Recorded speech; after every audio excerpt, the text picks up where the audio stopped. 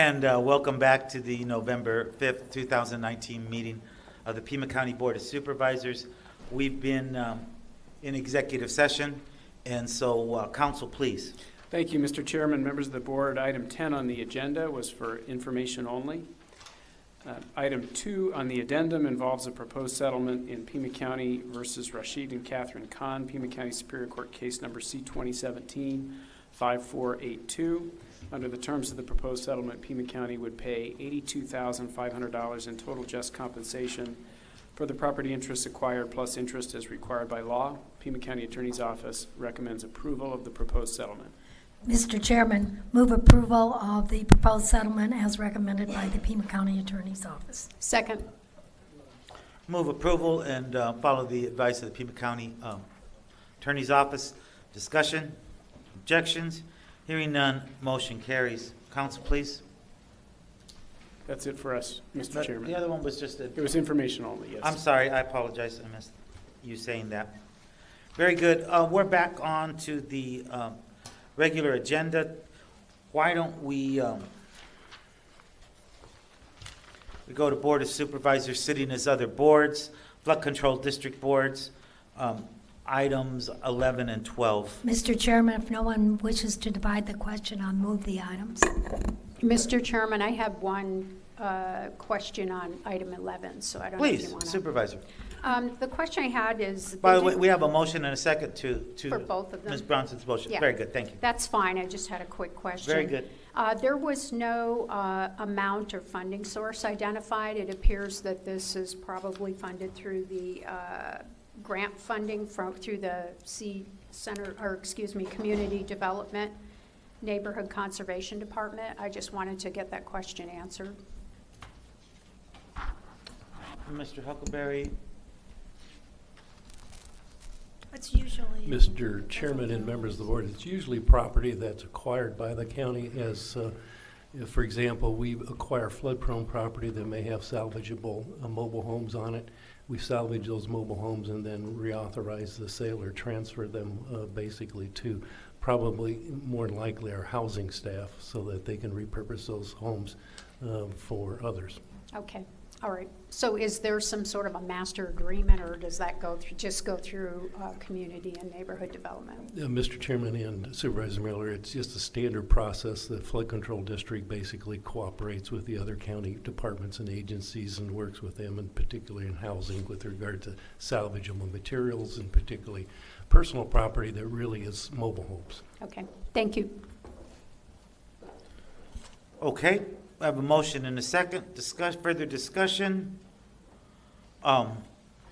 Any objections? Hearing none, motion carries. Okay, let's move on to item 29 on the regular agenda, the consent to purchase property. This is regarding 22 South Cove, the Tucson Small Animal Hospital, for an amount of $500,000. Including about $28,000 in estimated closing costs to provide animal care center services. It's a pleasure of the board. Mr. Chairman, Supervisor Christie. I would just like to express my position on this purchase and why I will not be able to support it. Motion. I'll move approval. Motion and a second. Again, I will be unable to support this purchase on a number of different levels. First and foremost, it's taking commercial property that could be reutilized or repurposed in the private sector that is now going to be in the inventory of the public sector, i.e. Pima counties, removing a potential source of job development, economic development, tax base, et cetera. Secondly, there's a $22 million facility that is currently in use. It's a state-of-the-art facility, I am told. If this was something that was needed not too long ago when the $22 million facility was built, it should have been considered then. Secondly, the location, I've been told, has a demand for services out there. That's in my district. I don't have an overwhelming sense that there is this It's in yours? Okay, well, I don't have an overwhelming sense that there is a real need for, or demand for this property there. And third, we have to prioritize our spending, and part of that prioritization is to look into the categories. Does this create jobs? Is it good for economic development, tourism and industry, quality of life for folks that aren't making the median income? I do not see the justification for purchasing this property. We have a very fine facility already in place. Folks, if it's a distance problem, certainly can afford to drive the extra 15, 20 minutes that it would take to use the service at Silverbell. And therefore, based on those various levels, I will be unable to support purchasing this property. Supervisor Valadez? Mr. Chairman, we've gotten a number of emails and phone calls and certainly raised some legitimate concerns. What I'd like to do right now is hear from Mr. Huckleberry relative to the question of why are we doing this? What's the rationale? Who approached whom, and how are we going to utilize this facility? Yes, Mr. Chairman, members of the board, I think it begins with the facility that we actually made significant improvements in, and that's a facility at Silverbell, which is the far west side of the metropolitan area. One of the complaints that we commonly get is the location of that facility not being basically convenient to a lot of residents, particularly on the east side. And so we have always thought that at some point in the future we'd have a secondary facility. In fact, I think the bond issue even anticipated that, included language that talked about satellite facilities. This particular facility in its use, as we've seen, is functionally obsolete, meaning that it's an old facility. It can be used for administrative purposes, for housing, and for kennel purposes. It is not adequately suited to do that. The important part is that it is on the east side, and it's located at Broadway and Kolb. And if you look at strategically how to best gain access to most of the residents on the east side, it is at that location because Kolb goes through Davis-Monthan, connects to the interstate, then goes to the north and wraps around into Sunrise Drive. So it's located on the east side. We looked at service areas, and if you just look at zip codes, you get about 30 to 35% of the services that are provided, or people who use animal care facilities are located on the east side. If you were to draw a line between the Silverbell site and this site and split it down the middle, that number would grow even larger, probably about 50-50. When we looked at the site, it is not the building itself, it's the property. And the property and the building probably occupies maybe 20% of the site. It's the additional land that's available at Broadway and Kolb that gives value to the property, as indicated in the appraisal.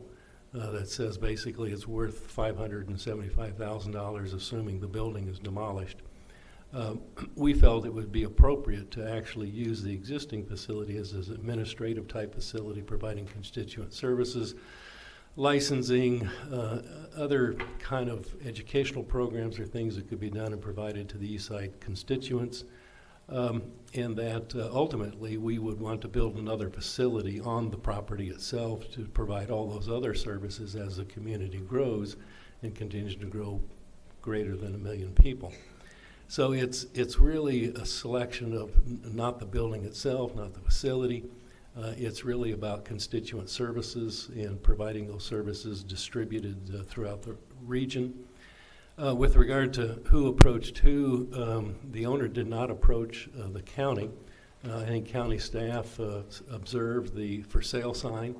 I then talked to our property management manager and offered and indicated to make an offer $50,000 below the offering price of $550,000, and that was generally accepted, subject to then all the things that we're going through now. And so that was the genesis of the item. It's probably, again, one of the concerns we get and complaints by a number of people is the fact that we have a single facility located on the far west side.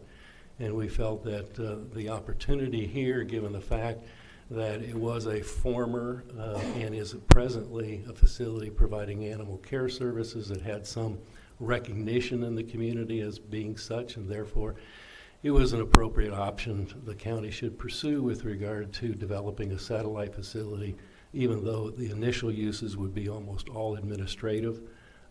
We would house some of the facilities, the vehicles that operate animal care services out of at that location, so that the people who do provide those services and respond in the field on the east side don't have to travel all the way across the urban region back and forth providing those services. They can be housed out of that location. So it's really an option that we felt was worth pursuing, and the land mass and the land that's a valuable asset that then basically can be expanded in the future as the community grows. Our partner in most of our animal care services is the city of Tucson. And so we went to the city of Tucson knowing that obviously they would have to share in some of the additional operating costs, which are in the range of $100,000. And they were wholeheartedly in support of the acquisition simply because it provided better constituent services to the city of Tucson residents living on the east side. Now, part of the concerns that we heard earlier today dealt with, first of all, that we could do the same through a mobile vehicle of some sort, plus that there was going to be some sort of negative impact on the staffing at the PACC. Would you address those two concerns? And I know you touched on them right now, but if you could elaborate on them a little bit more. Yes. Mr. Chairman, Members of the Board, Supervisor Valadez, with regard to mobile clinic, I think we believe that for vaccinations and other minor things that can occur, they can easily be accomplished at this facility. Therefore, that's not necessary. We contract with the veterinarians and at the same facility provide spay and neuter services, so it's not necessary for that. So this would really eliminate the need for a mobile type clinic. In addition, I think your other question was related to staffing.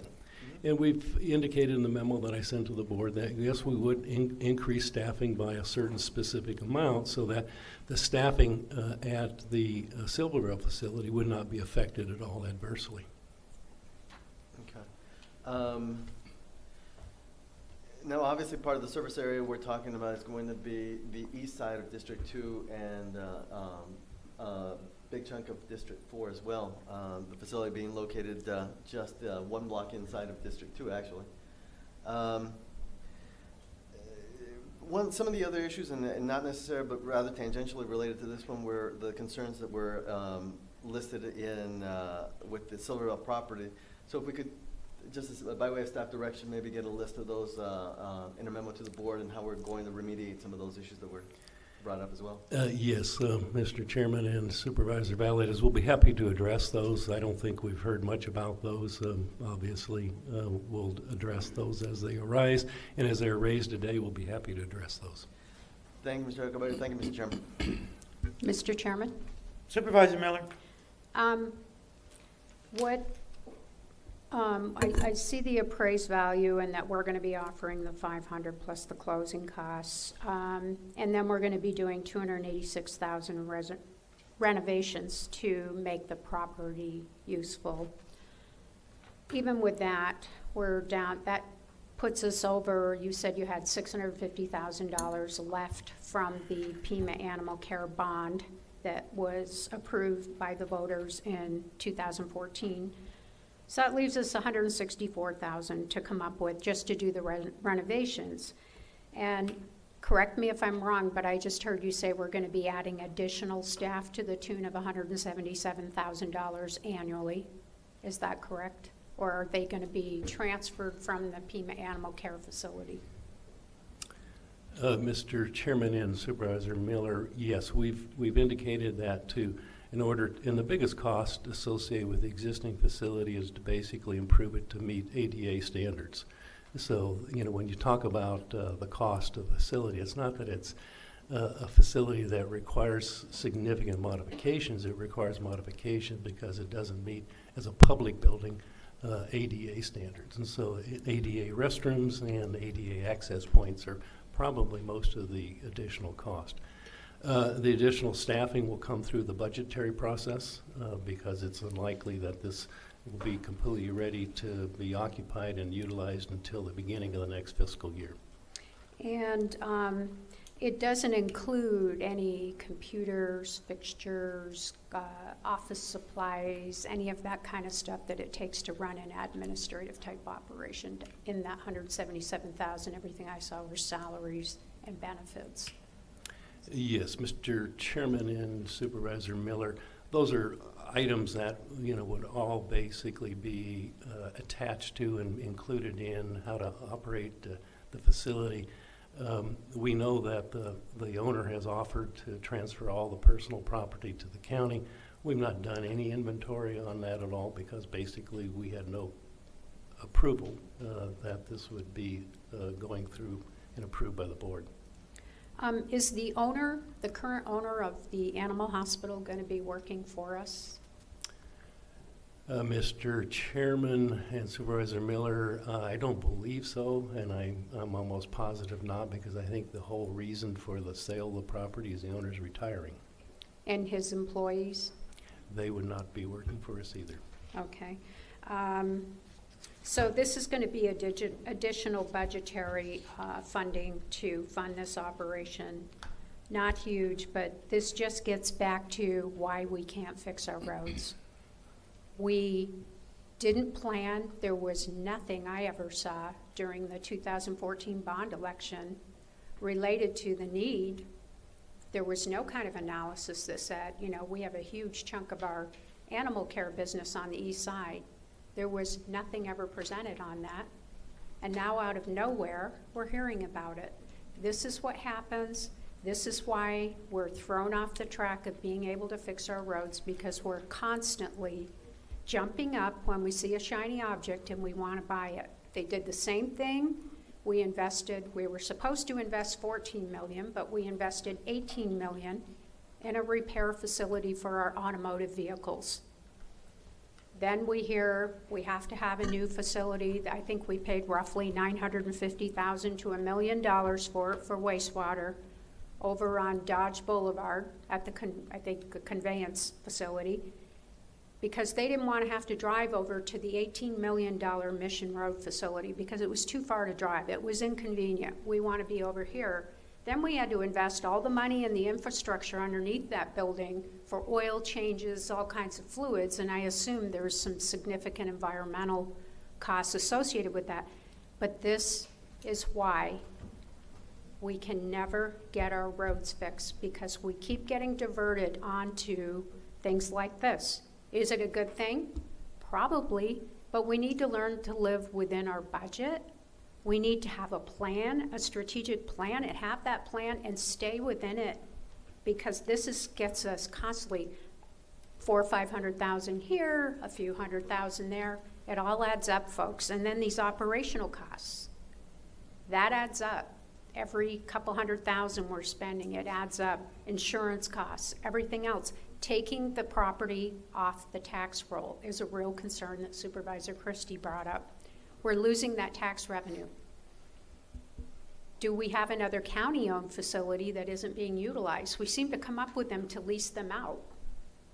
The Rio Nuevo deal on the facility that we provided for Caterpillar until they moved into that other facility over that Rio Nuevo built. It's constant, and it's what keeps us getting in trouble with managing these monies. I cannot support this. I just toured Pima Animal Care Facility. They're doing a tremendous job over there, tremendous improvement from what it was like before. Kristen and her staff are doing a fantastic job. I really appreciated everything that they're doing over there. But this is just another issue that is going to prevent us from doing the things that we have been putting off, because it always takes a back seat. The roads always take a back seat. And this will be additional costs that we have to contend with next year and this year. And it's just $500,000.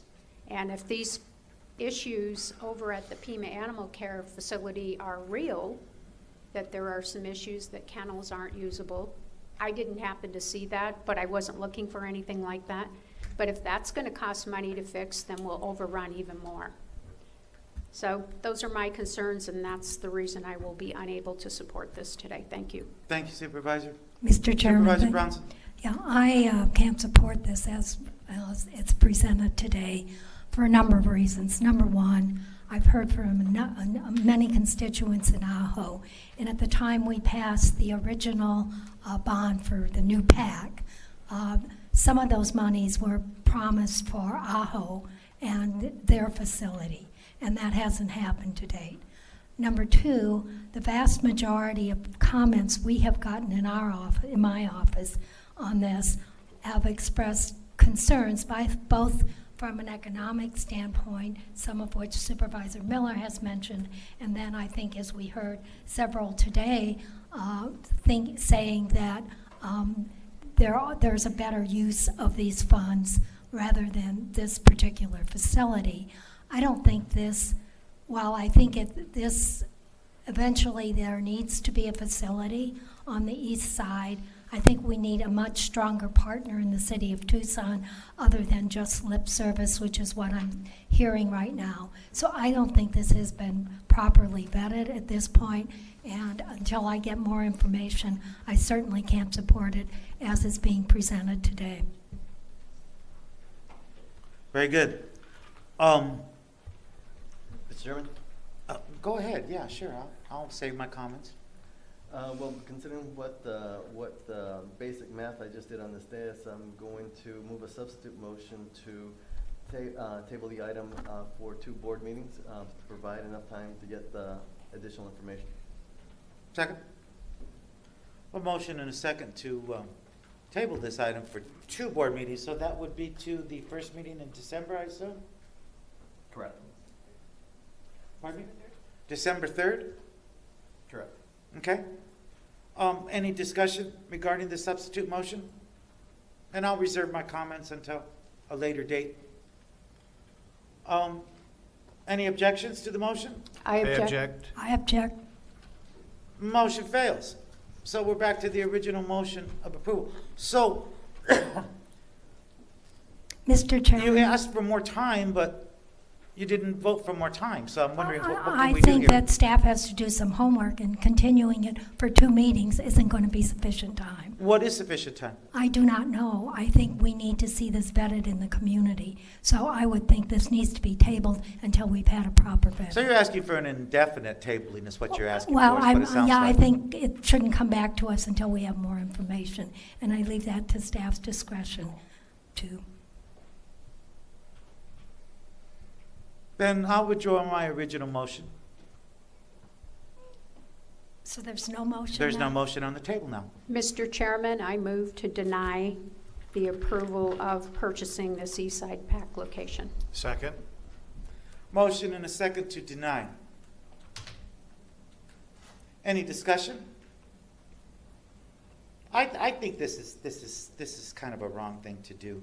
I sympathize with my good friend from District 3 in not having her promises delivered in Ajo, and I'd like to hear some kind of response from Mr. Huckleberry on that. Mr. Huckleberry? Mr. Chairman and members of the board, the Ajo facility is obviously something that can be modified and improved probably with the annual budget because the numbers are fairly small to make it usable and to improve its use. It's usable today and it has very limited use. Okay, so that could probably be at the budget time in what, June? That's your Mr. current plan? Chairman and members of the board, it's a relatively small capital item that could be included in the annual budget, yes. Okay. You know, I'm concerned about the geographic size of Pima County. I mean, again, my good friend from District 3 brings up Ajo, and Supervisor Christie says, well, you know, so you can drive 15 minutes across town, but it's a lot further than that from J6, I assure you. And there are a lot of animals and a lot of needs out there at J6, so It is important. And frankly, there was plenty discussion about serving the entirety of the county with animal care services for many years, long before the bond committee or the bond vote to approve the building that we currently have out there in Silverbell. Everybody understands that Pima County has a huge amount of area to cover. It's larger than 6 different states. We have one district that's larger than the state of Connecticut. So is That there would be neat. difficulties in, District 3, there you go. Is it difficult to cover that ground? Yes, it is. And I do think that the education portion of it, of animal services, has not been adequately covered, and I think this would be a good place to do that. So, again, I would ask for, rather than denying this completely, but to create some kind of time frame for us to be able to have staff do some more work so that maybe we have a more complete set of information to go ahead and vote on this thing. I would much prefer to say, let's look at this at maybe the end of January or something, so we have several months to be able to do that, rather than cutting our nose to spite our face.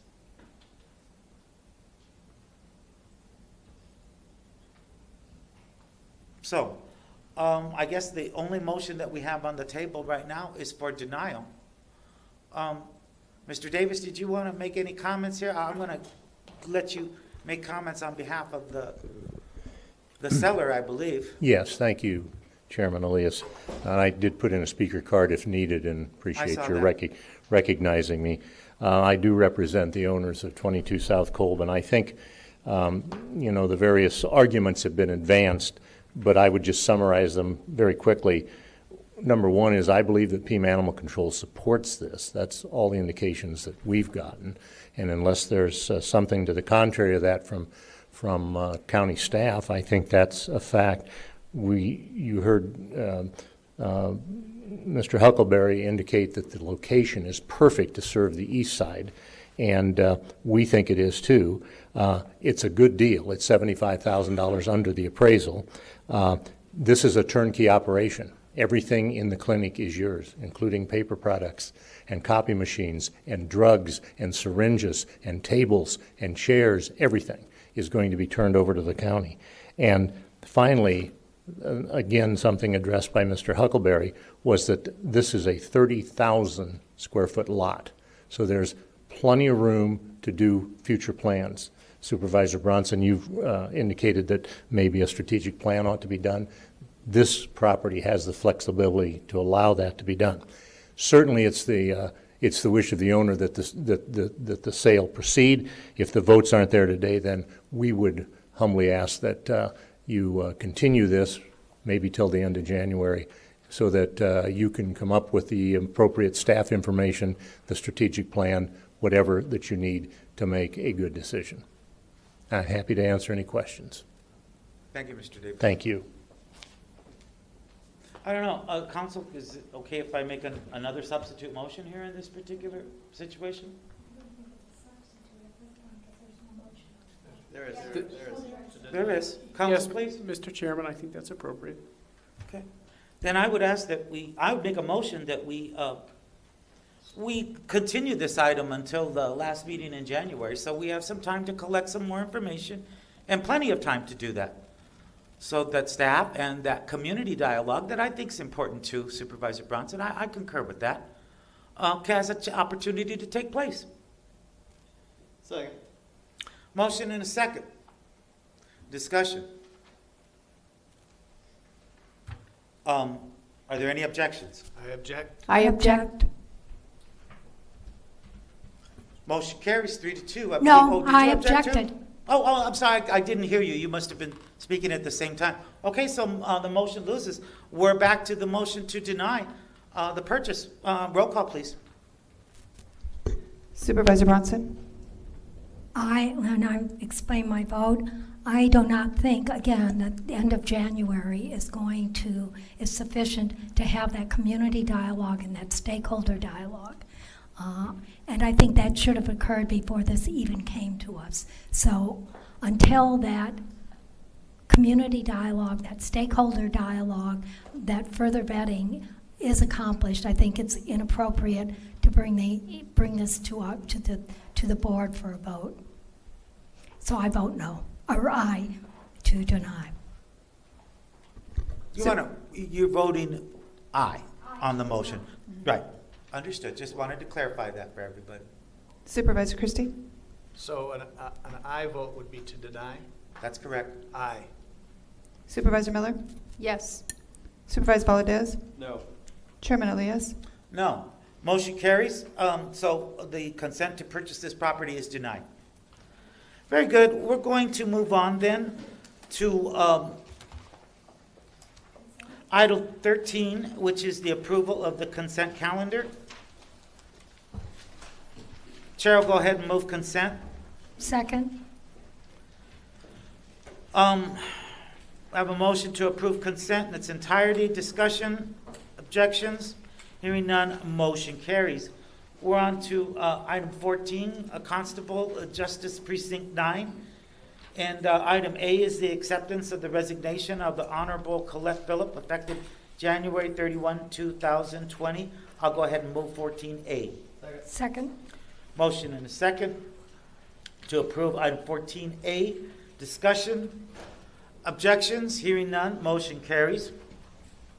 We're on to item B, which is discussion and action regarding a selection process to fill the vacancy of Constable Justice Precinct 9. I have in front of me a constable selection process that I'd like to suggest. Item 1 would be applicants for the position need to meet the following requirements: 18 years of age or older at the time of appointment, registered to vote in the precinct, a resident of the precinct, same political party as the person vacating the office. In this case, that's a Democrat. Item 2, interested parties should file the following with the clerk of the board: a letter of interest, a resume, a financial disclosure statement. Item 3, submission deadline will be 5 p.m. Friday, December 13th, 2019. On 4, the clerk of the board will advertise the selection process in the Arizona Daily Star and the Daily Territorial, December 2nd and 9th, 2019, and will post the information on the Pima County homepage. Information regarding how to submit public comments will be included, and a copy of the district map. On 5, if requested, a forum for the candidates will be scheduled for Monday, January 6, 2020 at the Valencia Library, 202 West Valencia, and will be conducted by the League of Women Voters of Greater Tucson. And I would include that forum as a requisite part of this selection process. Item 6, the Board of Supervisors will make the appointment of the Constable Justice Precinct 9 at their meeting Tuesday, February 4, 2020. And the person selected will serve the remainder of the unexpired term, December 31st, 2020. A new election will be held in the general election in November 2020. I'll move that selection process. Second? Motion and a second. Discussion? Objections? Hearing none, motion carries. Item 15 is a ratification of a contract that we approved at our last meeting. Chair will move the item. Second? Motion and a second. Discussion? Any objections? Hearing none, motion carries. We're on to item 16, discussion and possible action on proposed pavement preservation funding. This item was placed on the agenda by Supervisor Miller. Supervisor Miller, please. Mr. Chairman, why don't we go ahead and combine that with item 17 in the interest of saving some time? And just, if that's okay with you, that we just go ahead and discuss what Mr. Huckleberry has put on the table and work through that. Is everybody willing to do that? Very good. Then we'll disregard item 16, having heard it, and request from Supervisor Miller to continue that information, that discussion into the next discussion about pavement preservation. We're on to item 17, Board of Supervisors policy for general fund, pay-as-you-go capital improvement funding.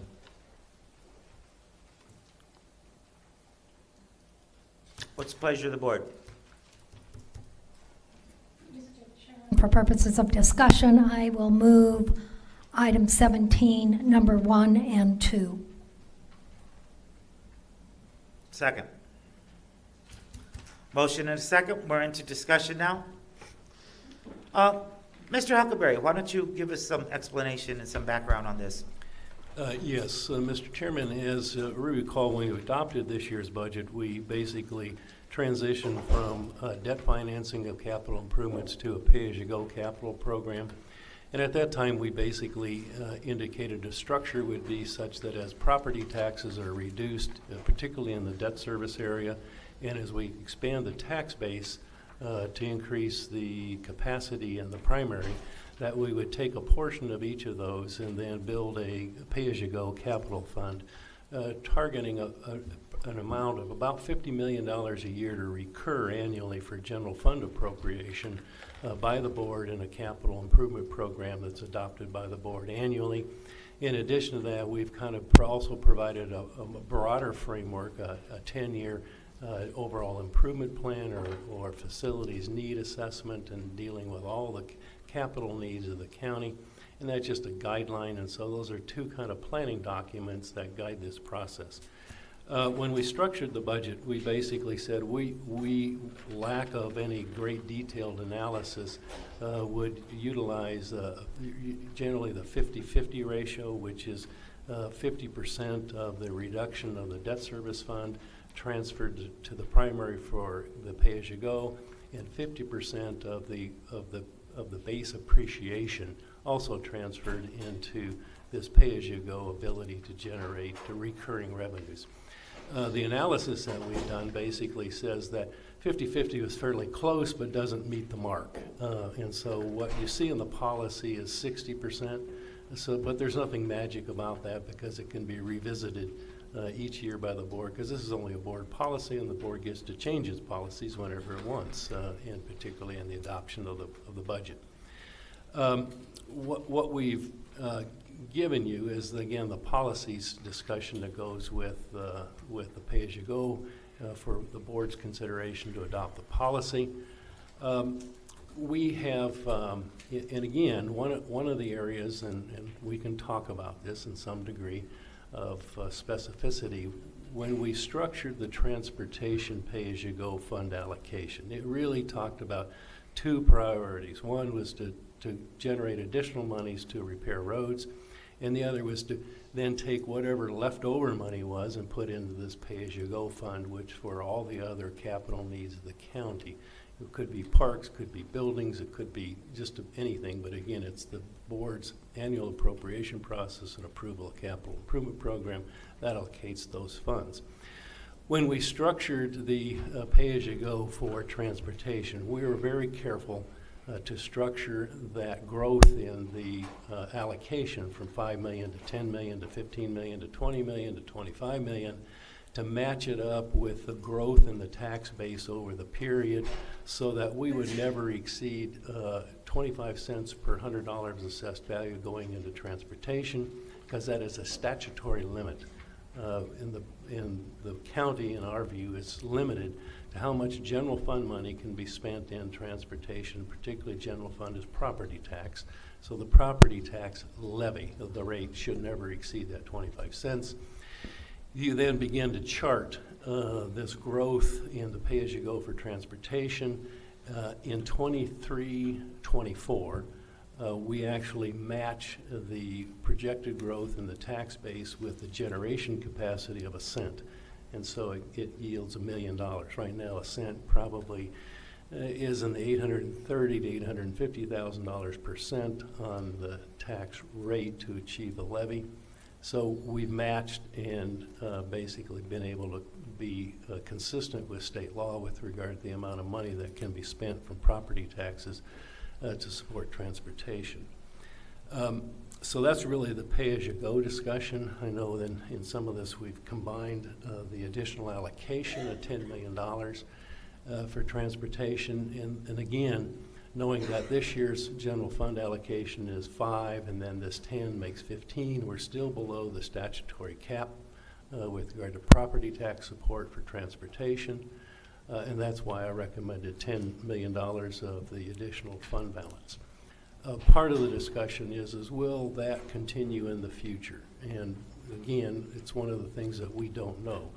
The fund balance is really a one-time capital revenue, and so we try and basically spend it on things that do not recur expenses for the county, and so that's why a lot of it's allocated to capital expenses. In the case of this $10 million, we're comfortable that this allocation, as well as the additional allocations of the fund balance, won't put us in any jeopardy with regard to meeting what we call the financial standards associated with budgets and how we have a reserve fund for contingency.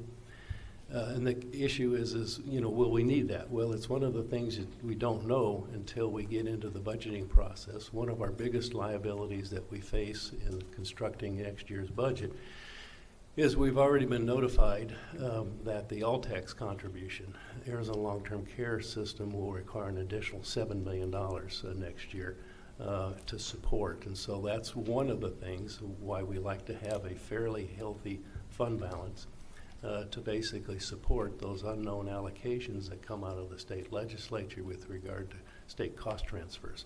So we know already we're going to face that state cost transfer next year. We also know that the whole issue of juvenile justice cost transfer has not been taken off the table for Pima County. It's been taken off the table for all other counties except Pima and Maricopa. That's another $2 million. And so that's why I always, when I recommended taking our fund balance down from the 104, which is not really 104 because we used 30 of it to reallocate to this year's budget to balance it. And then I recommended we take down another 27. That really puts us at about 49, 48, $50 million. And I'm comfortable with that we can weather any additional allocations or contingency things that we may have to fund in the next year's budget based on state cost transfers. So it's really a discussion of both items, and I think we'll be happy to answer any questions you might have or try and get to the details. In the policy, we put 60% and 60%. Now, when we structured the budget this last year, we used 50-50. 60-60 meets the targets that we've set, but there's nothing magic about it. So you can take 60-60 as it's written in the policy. You could take any other variation you want to do, or you could take 50-50 the same way we structured the budget this year and just wait until we get to the budget development in we'll say the spring of 2020. Thank you, Mr. Huckleberry. Mr. Chairman, Supervisor Bronson? just in terms of the fund balance, we have clearly a high fund balance now, and you're working, you're reducing it. What, in terms of where you want that fund balance to sit comfortably for our bond ratings, for contingencies we cannot, acts of God we cannot predict. What, again, repeat what that number is that you're recommending? Yes. One of the information pieces that we sent to the board was kind of our ending fund balance over the last 10 years. And if you look at the average, it's around $49 million. So we're comfortable in the range of, on the low end of 40, probably on the high end of 60. So 50 makes us, I mean, if you lose the average, we're comfortable with that. We know that each year we're able typically to grow the fund balance at the end of the audit period. Simply because some departments don't typically spend all the money that's allocated in the budget. However, the reason for that historically has been the holding over of open positions where they're funded, but we've also started to pull all those back. We've just pulled back 21.5 FTEs that were unfunded for 1,000 days, meaning they weren't filled, but they were funded. And so as we begin to claw those back, we have less and less excess fund balance occurring after the end of each fiscal year. So that's why we've got to be a little careful. We're still probably able, my guess is next year, given, we're going to argue about the $7 million allocation to Altex. So it may not be that much. We're going to argue about, the state juvenile justice allocation. Will probably won't be that much either. But I'm hopeful that, again, next year, we can come back to the board about this same time and ask for another $10 million allocation for road repair based on excess fund balance over and above what we even have budgeted for this year.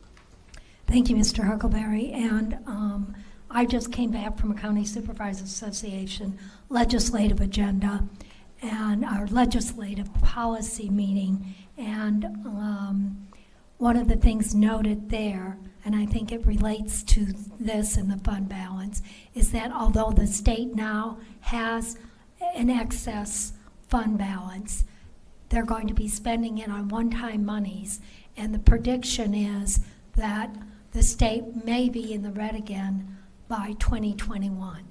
And if that's the case, you know there'll be additional, or if history repeats itself, there will be additional cost shifts to cities and counties. And then just in relation to our bond ratings, we moving to pay-as-you-go, do we still worry about bond ratings? I mean, we do the short-term certificates of participation. I know ongoing with wastewater, we've got some revenue bonds. So how does that relate to where we're comfortable with a fund balance? Yes, Mr. Chairman and members of the board and Supervisor Bronson, we still need to pay attention to our bond ratings. Our bond ratings are AAA. We don't want those to basically deteriorate, mostly because we continue to have the need for very short-term borrowing to meet expenditure limitations.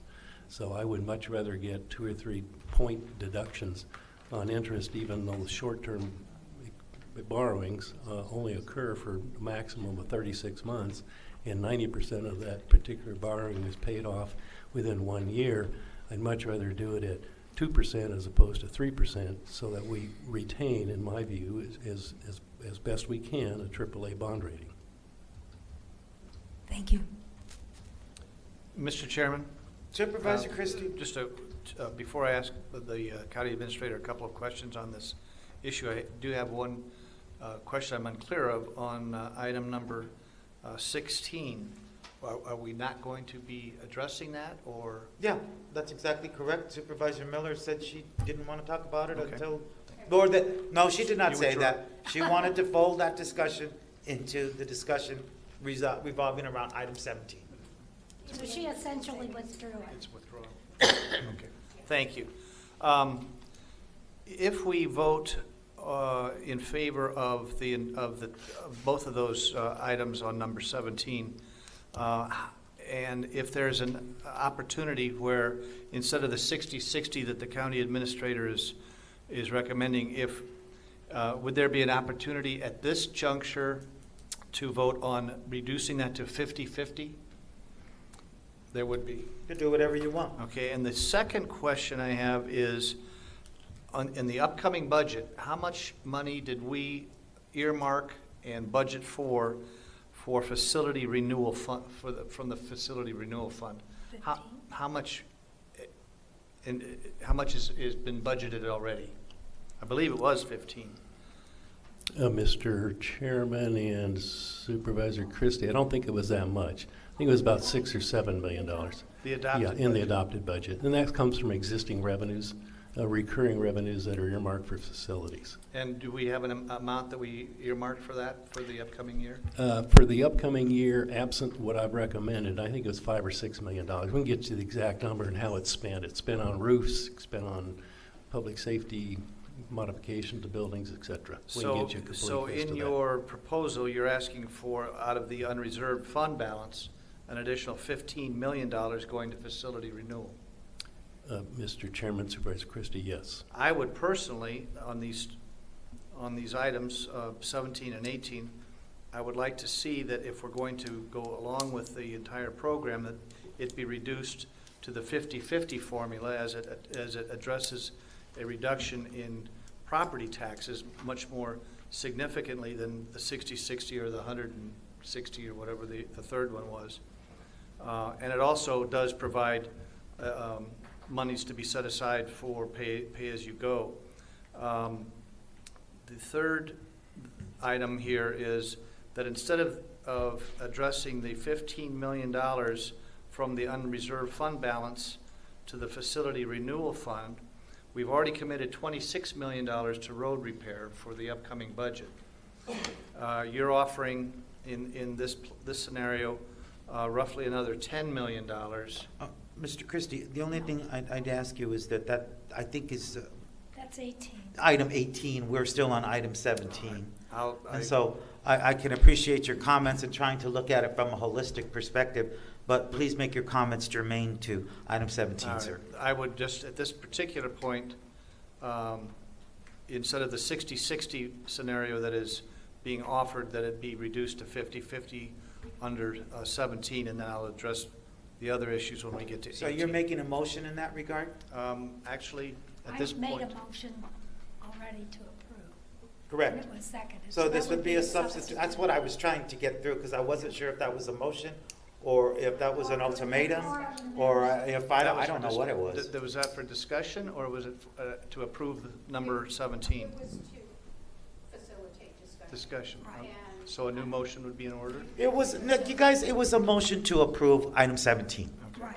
Then I would Solely like, that. I would like to propose a substitute motion then, that we adopt a 50-50 percentage scenario as opposed to the 60-60 one that is being provided here in item 17 as a substitute motion. Is there a second? Motion fails for lack of a second. We're back into discussion on the motion to approve item 17. Mr. Chairman? Supervisor Miller. It wasn't that I didn't approve, I just think your motion's premature to the substitute motion. I just wanted to have a little more discussion with the board members, and maybe we can have a meeting of the minds on some things. I had a question. I'm looking at, Chuck, the table, the pay-as-you-go general fund primary tax levy, the 60-60, for example. So we've got a total pay-go levy of in fiscal year 2021, and I'll give you a minute to get there, of $21,148,217 under that scenario. And part of it is from the decrease in the secondary property tax, that we're going to increase the primary property tax by $9 million. And then the other 60%, the other amount of $11.9 million is 60% of the increase in the primary levy from the past year. So we have a total of $21,148. I think one of the first things that I would like to see discussed is how are we, I know you have a proposal, what percentage is going to roads versus the other capital projects? Right now, as you propose, I'm trying to, what is it that you have in there, 10 million next year out of that 21 million?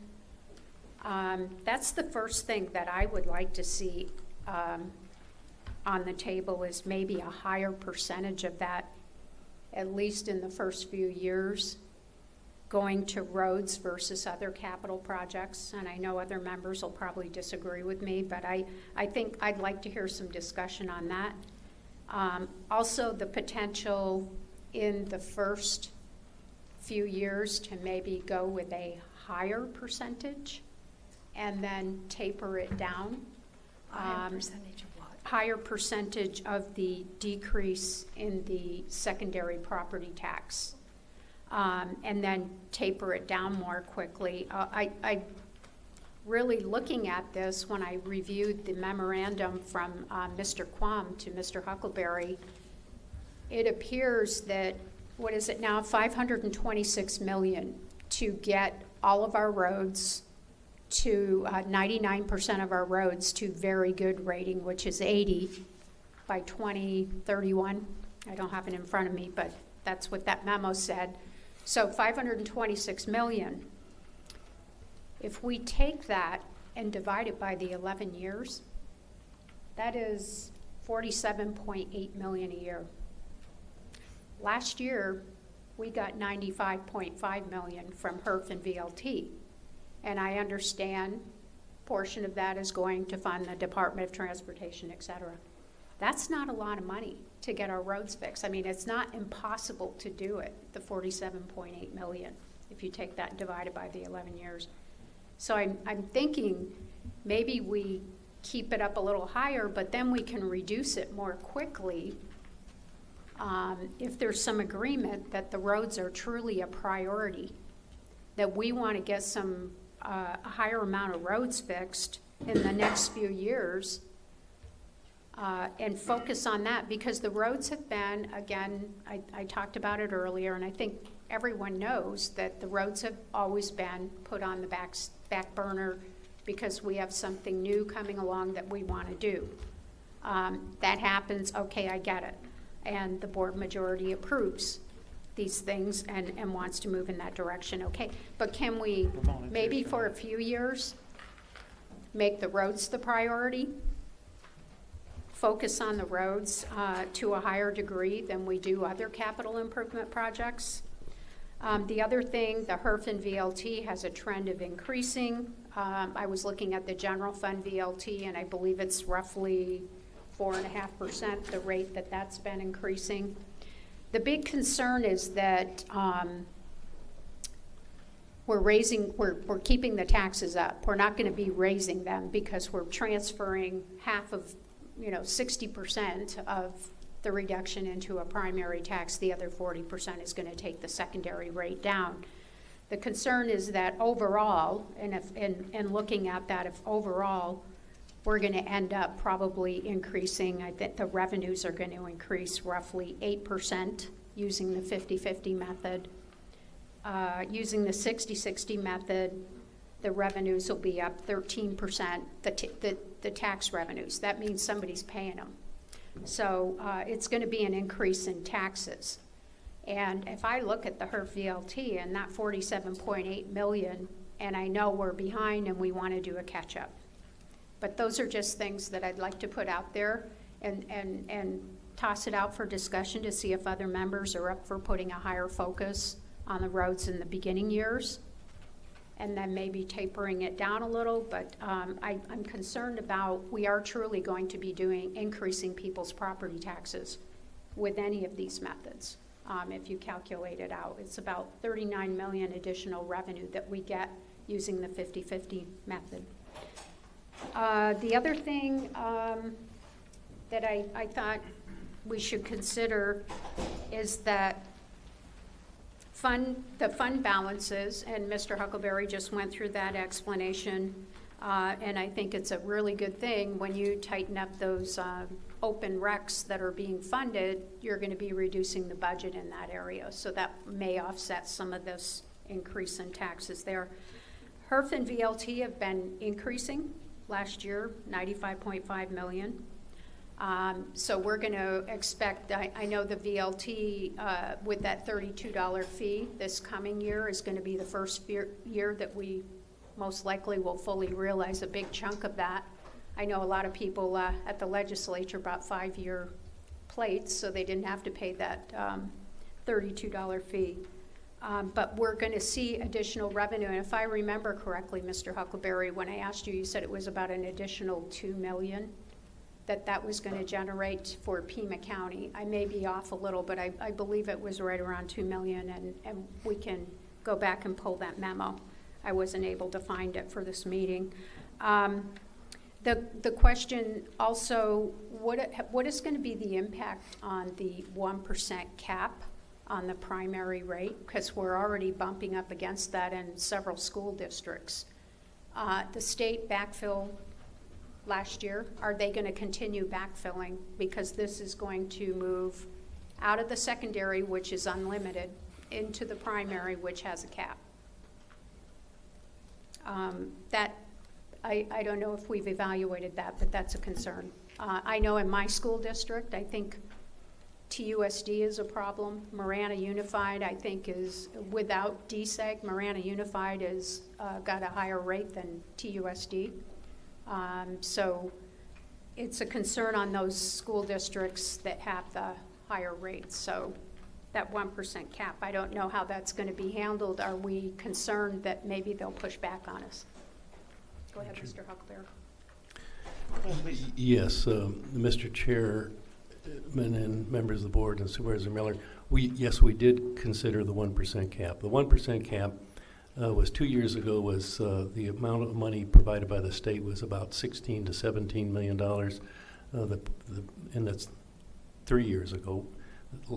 2 years ago it was 8. This year it's 4, so it's being carved down rather dramatically, and it's because all of the taxing jurisdictions, because of growth in the tax base, have been able to reduce our rates, including Pima County. We reduced the primary rate 7-8 cents last year, based on just simply the 50-50 or 66.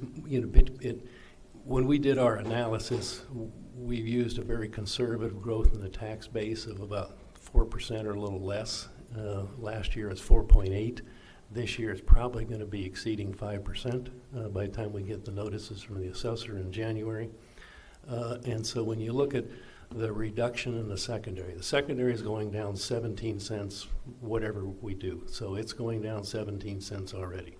We know the tax base is appreciating by at least 5%, so that's another 20 cents. And so when you take half of that and half of this, you can see that basically the primary is going to be continuing to drop, even though we're transferring some of the rates to the pay-as-you-go fund. We will still see a drop in the primary rate. So therefore, there is no adverse impact on the 1% cap issue by us adopting the pay-as-you-go policy. In fact, we continue to drop the rate. It's just when you're transferring that, but the rate did go down. You're right about that. I just, have you got an analysis of that? I'd like to see it if you have it. Yes, we do, and we Okay. provide it. And then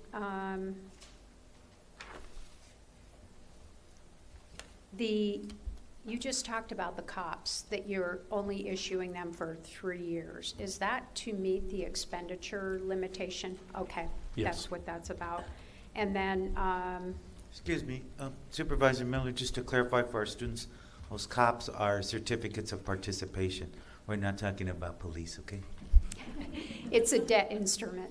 It's a that debt we instrument, use for exactly, short-term thank you. financing. A short-term debt instrument. Yes.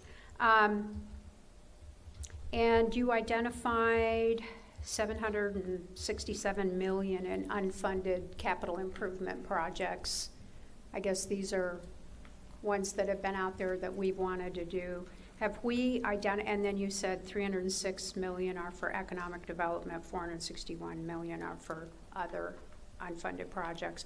Do we have a list of those Yes. that are, I guess it's kind of like a wish list of things that we want to do? Yeah, Mr. Chairman, members of the board, and Supervisor Miller, yes, that's in the integrated infrastructure plan. Those are all listed, and again, they're just kind of forecast into the future to say we think we might need this, and as they're further out in the future, they become hazier and hazier, and so that's why we basically use this as an overall guide to then develop the 5-year capital improvement program that actually gets into the 1-year capital budget that the board approves each year. Okay. Mr. Chairman, and to Supervisor Miller's point, if she would allow me, is most of with the capital improvements, how much is for deferred maintenance? Because there's a lot of deferred maintenance out there.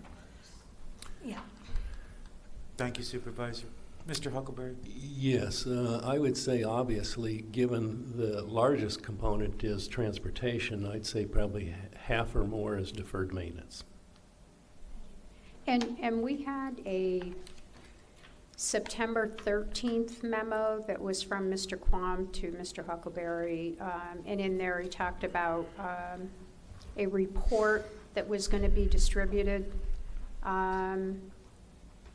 to accommodate the effective and efficient implementation of this change. A complete restructuring of the Pima County Department of Transportation budget, organizational unit, processes, and technology support occurred in 1819. As we all know, there was a layoff.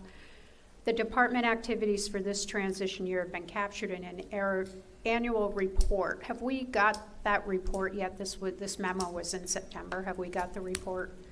I would like to get a copy of that. Yes, we've provided that to the board, and we'll provide you another copy. Okay, and I think there was more question on here. My biggest concern is we had identified that we were going to give some money out of the general fund, and this was a while ago, to fix unincorporated county roads. And we were comfortable with that. And I assume it's from the vehicle license tax that goes into the general fund, because of the fact that the unincorporated taxpayers paid for roads in incorporated areas. Those 1997 HERF bonds, the unincorporated only paid for that, and the taxpayers could, because it was paid for out of the HERF VLT funds that come back to the county for unincorporated. We don't get the city of Tucson's, Marana's, Oro Valley's, yet they got the benefit of what we paid for. So I thought we had discussed. Yes, Mr. Huckleberry put out that memo, and we had discussed that, you know, it would be more equitable to maybe spend more money out of the general fund, because that was the initial argument, was it's everybody pays property tax, it's coming out of the general fund, but the folks in the unincorporated area were the ones who paid for those bonds. And I have a memorandum from you. At one point, you identified the amount of money that unincorporated taxpayers paid on behalf of incorporated cities and towns. Yes, Mr. Chairman, members of the board, and Supervisor Miller, we've identified that, we've thought of that, we've also done the analysis on page 30 of my memorandum with the table, when we talk about where the money is going to and from and what categories. Department of Transportation funding is really all of the savings that is occurring in the efficiency of the Department of Transportation that you referenced, as well as the growth in HERF and transportation VLT. We have to be very careful, transportation VLT, not general fund VLT. And if you look at that column, you see that it grows further dramatically, and its growth, its dramatic growth, is based not on growth in VLT and HERF, it's based on debt retirement associated with HERF revenue bonds. Because we've dedicated, as that repayment amount drops, we take the differential and it puts it each year into the pavement repair program. Which memo are you referring to? My November 5th memorandum that discusses the entire policy on general fund pay-as-you-go capital. Okay. So if you look at transportation department funding, that's how that column comes up. Then the pay-as-you-go column, and again, we had two constraints that we looked at. One was a statutory constraint with respect to ARS, and we let the lawyers give you the number, that says that you cannot spend more than 25 cents per $100 of property tax on roads of the county. That's a county statute. Right. And so the column there, that second column on pay-as-you-go, meets that standard. We never exceed the 25 cents per 100. But we also have vehicle license tax going into the general fund, that portion, and there's nothing restricting that. We've always had general fund vehicle license tax, and it's basically used to balance the county's budget, and it pays for things that the Department of Public Safety is paid for out of HERF. We pay for the sheriff out of the vehicle license tax general fund. There is no law that says we can't spend general fund money on unincorporated Pima County roads. If there's a statute that restricts this. That's if you impose a road tax. There's no statute that restricts how we spend our general fund money, unless Mr. Flagg has a statute that says general fund monies cannot be spent in excess of 25, whatever the road tax is. We don't have a road tax, because we spend general fund monies on whatever we want to spend them on, the ones that aren't restricted. Mr. Chairman, Supervisor Miller, the statute that Mr. Huckleberry is referring to, which is 286712, says that no more than 25 cents per $100 in assessed value can be levied and spent for road purposes. That's a portion of the primary property tax. So it's not, I mean, there's not necessarily a separate road tax provision in the statute. Right. With respect to the general fund VLT, that's specified in statute, as I recall. I don't have the number in front of me, that VLT revenue gets split out between transportation restricted VLT and general fund VLT.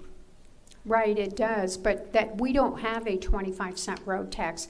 If we impose a road tax, the state statutes say the maximum amount we can impose is 25 cents per hundred. However, we don't have one right now, and there is nothing that restricts how we spend our general fund revenues, our unrestricted general fund revenues. We seem to be able to come up with spending it on anything that pops up. For example, the small animal hospital, and they can be spent on roads. And unless you provide a statute that says county general fund unrestricted revenues can't be spent on roads, I've never seen anything. And I get, if we had a 25-cent road tax, I understand the maximum amount we can impose is 25 cents. I also understand that those monies have to be accounted for to be for roads.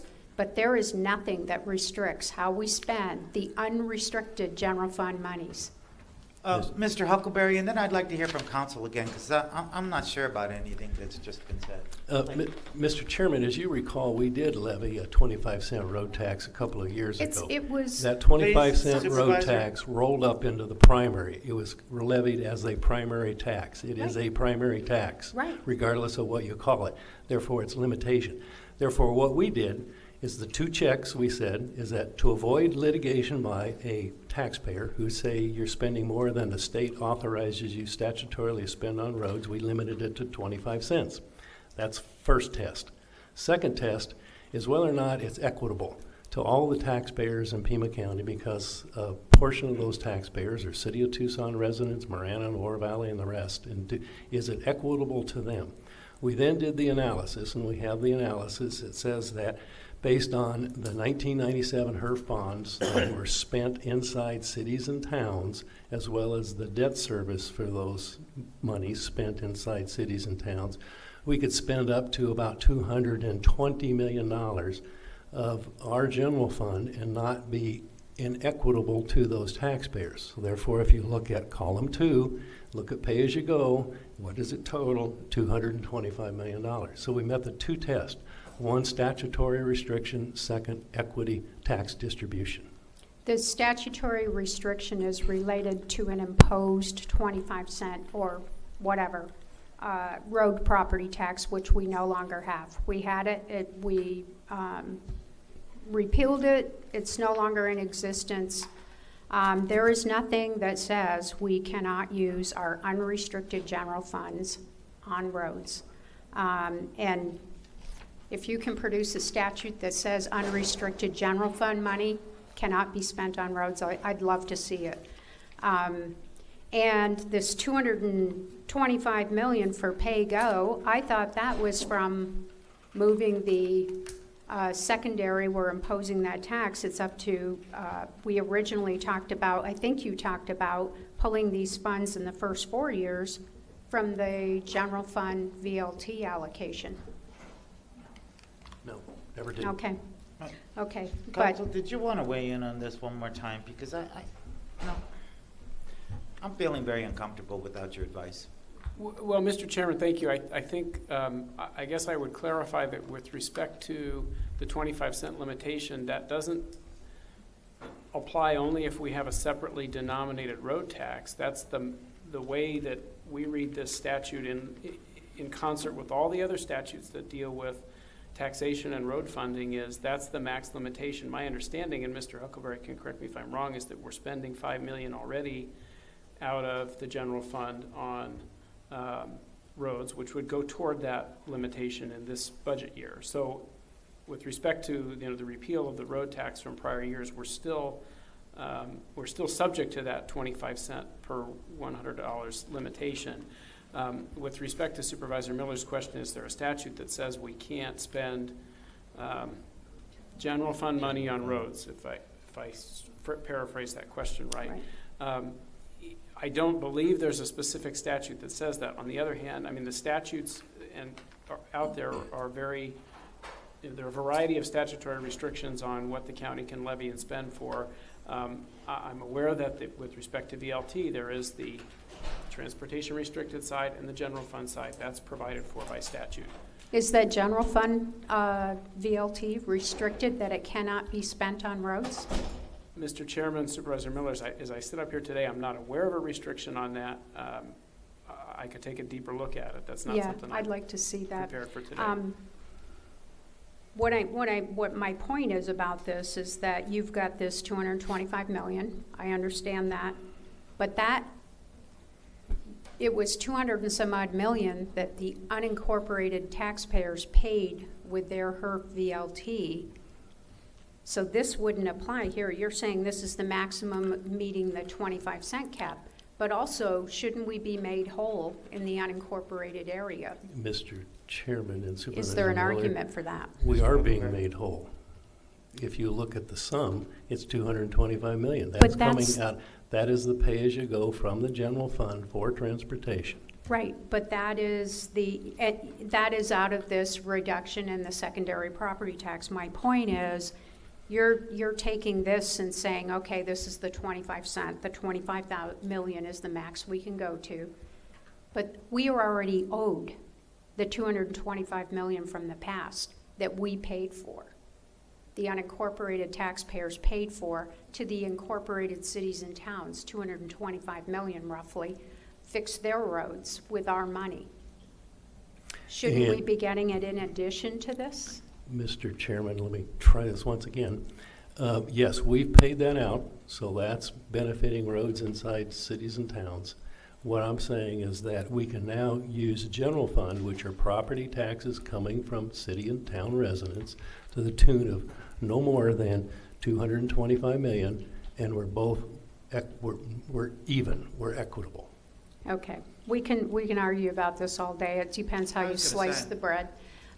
End of the day, I think where there's the will to do something, we could do exactly that. We don't want to. The Transportation Department includes, the Transportation Department funding is outlined on this table, includes all the reductions in the 97 HERF bond payments that we are paying for, roughly $18 million this year that we're paying back. $21 million this year. I recall the memorandum that I got when we did the layoff. I asked the question, how much money is that going to save us in cost savings as a result of the layoff? And I was told it was $15 million. I believe I got a memorandum from Mr. DeBonis. How much was that savings, if you're saying it's not? Chairman, Supervisor Miller, 15 million is not an accurate number. I don't recall writing a memorandum on the topic. I think those estimates, though, were between 1.5 and 3 million. We'll have to go back and look at that. Okay, I'd just like to get a breakdown of where this 21 million is coming from. I know we had not this fiscal year, next fiscal year, 2021, the 16 million. So, Mr. Chairman, Supervisor Miller, the 21 million for the current fiscal year. No, I'm talking about next fiscal year. I corrected myself. The 16 million that we have allocated out of the Transportation Department funding for next year, 16 million. On table 3, Carmine. Understood. And Supervisor Miller, in answering the question about next fiscal year, given the breakdown of the current fiscal year, I think would be helpful. So 15 million of the 21 came from the Department of Transportation revenues, and as the county administrator indicated, that's a combination of growth in HERF and VLT, reduction in debt service, and also department efficiencies. Then there was 6 million that was a carryover from the 1997 bond reallocation that this board approves. So that's how we got to the 21. It was 15 and 6. So the 16 million for next fiscal year is only the component related to growth in HERF and VLT, reduction in debt service, and then the departmental efficiencies. Okay, I'd like to get a breakdown of that, just so we can understand how that all goes together. That's all the questions I have. Thank you very much. Any other comments from the board right now? We want to vote on the motion? Well, I do want to say one thing is that, you know, I understand this long, protracted monologue that we've just heard. But I don't ascribe to it. And I don't ascribe to the fact that the county goes after every shiny object that comes up in front of them. I'm sorry, but people in District 5 have needs, and they extend beyond road repair. Road repair is critical, absolutely. But I think if you talk to the people who live in Barrio Hollywood, or Silvercroft, or Kroger Lane, or Menlo Park, or Pasquayaki Nation, or Midvale Park, or Elvira, or National Cities, or Sunset Via, you'd hear a different narrative. You'd hear a story about folks who have needs that fall under the realm of other county departments that aren't shiny objects, that are about survival. And I think we heard a great comment this morning from our good friend Willie Blake, who was here. I'm sorry, but that resonates as true with me for a lot of our residents. So this is important, and it's absolutely critical that we get this problem solved. But it's not the only need, and it's not the only thing that we need to spend money on in Pima County. And not everything should be subservient to it in any way, shape, or form. Because human need is real. Infrastructure need is real too. And I'd be the first one to complain about the lack of reinvestment in infrastructure in District 5 over the years. And that's why I'm somewhat pleased to see that that is addressed in these items that we have in front of us today, and particularly in this one. So I support it as Mr. Huckleberry has put it together. And I think any aberration of that is a neglect of the other needs that people have here in Pima County. That's real, and we can snicker and laugh about it and be derisive with each other about it. But I refuse to ascribe to that or to think that that's cute or funny. So why don't we go ahead and vote on this? We'll have a roll call vote. Mr. Chairman, before we vote, may I make a suggestion or an observation? Please. There were a lot of issues here that were raised, I think, that really require a little bit more in-depth explanation and a little bit more information to be disseminated to the board, particularly the allocations and where they're coming from and the legalities involved.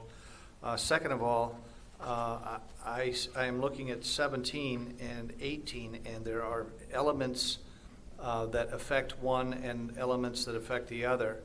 And I would like to see those topics be combined into one issue rather than bifurcated into two different areas. I'm wondering if we could table this until the first meeting in December to allow staff to respond to these questions that have been raised and these issues that have been raised, so we can have a little bit more time analyzing the situation before we go into something of this magnitude. Why don't we make a motion to that? There is one on the floor, but it's... No, the motion No, is to it's approve approved. item 17, sir. You can make a substitute motion to continue this item to the first meeting in December if you so wish. I would like to do that and to... Then please say that. I would like to make a substitute motion to table this, these two agenda items until the first meeting in December, and to combine 17 and 18 into a general overall discussion, and then instruct staff at that point to respond to the issues and the questions that have been raised in this, on this topic. Okay. Anybody want to second that motion? I'll second it. Okay. we have a motion here to continue item 17 until the first meeting in December, and to commingle it somehow with item 18 and the... I think the motion is probably to continue both 17 and 18. No, he specifically He said he said wanted to 17. commingle some of those issues because he sees them as being inextricably tied together. Mr. Chairman? I don't know what he's talking about, but we can go ahead and do it if we want. Mr. Chairman, I might be able to clarify. I hope so. Supervisor Christie, on item number 2 on 17, that is the 10 million to be allocated to the roads from the number 18 is included in that second item. And And the the first other, item. and I know there could be a potential discussion that maybe we want to do a higher amount for roads out of this, but I think, it is included there, so I guess maybe that's your point, is that you'd like to see a higher amount for allocated to the roads from that Right. total 27. Exactly, but in order to do that, you can't do one without the other, I don't Yeah. believe. Yeah, based on what you want. I'm sorry, I just thought maybe I could help. A little bit of multitasking there. Supervisor, not quiet, birthday boy over here, Mr. Huckleberry, please. Yeah, Mr. Chairman, just an observation. If you go to page 7 of my memorandum, it has a date on it of September 20th, and that's the date we distributed this to the board. And so, in our view, it's been a long time. Yes, The second one I is was gonna that say that. we have contracts that are pending. That's what I was And going to ask. when we spend $36 million on roads, that's a record number. We're going Right. to have a hard time spending that money unless we move on it. So that's just an observation. Thank you. Okay, any further discussion on the substitute motion? Not, roll call. Supervisor Bronson? No. Supervisor Christie? Yes? Supervisor Miller? Yes, and I'd just like to explain that I think it would be good to have more discussion, although I do understand what Mr. Huckleberry just said about getting these contracts moving. So, it's a moot point. Supervisor Valdez? No. Chairman Elias? No. Okay, we're back to the original motion. Any further discussion? Roll call. Supervisor Bronson? Aye. Supervisor Christie? Yes? Supervisor Miller? Yes. Supervisor Valdez? Yes. Chairman Elias? Yes. Motion carries unanimously. Good job, good discussion. It's now 10 minutes after 12. We're going to take a break for lunch. We'll be back in, let's say, at 1 o'clock. Very good, thank you.